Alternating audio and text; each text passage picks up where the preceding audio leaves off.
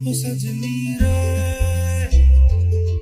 कैसे कटे दिन रात कैसे। ছোট পর্দার জনপ্রিয় অভিনেত্রী সাদিয়া জাহান প্রভা শোবিজ থেকে নিজেকে প্রায় গুটিয়ে নিয়েছেন তিনি। একটা সময় তার দারুণ ব্যস্ততা ছিল নাটক পাড়ায়। নিয়মিত কাজে নিজে যেমন মুখর থাকতেন, মাতিয়ে রাখতেন ভক্তদের। তবে নানা কারণে সেই পথ আর মসৃণ থাকেনি।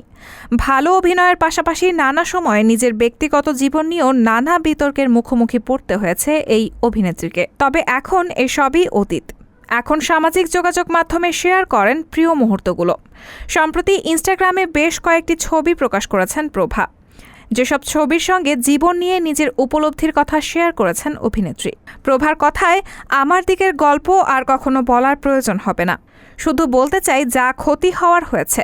জীবনে এসব হয়, আমাদের এখানে কিছুই করার থাকে না। সম্ভবত এটা বেশি গুরুত্বপূর্ণ যে আমি সকল ব্যথা থেকে সেরে উঠেছি এবং এগিয়ে যাচ্ছি। প্রভা তার স্ট্যাটাসে আরও লেখেন, আমি যথেষ্ট করেছি, এটাই সত্যি, এবং বর্তমানে ঠিক আছি। আমি শুধু বুঝতে পারলাম কোনো কিছু কম মেনে নিয়ে থাকতে পারবো না, কারণ আমি এটা ডিজার্ভ করি না।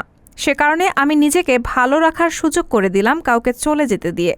এবার আমি আমার জয়টা নিশ্চিত করব।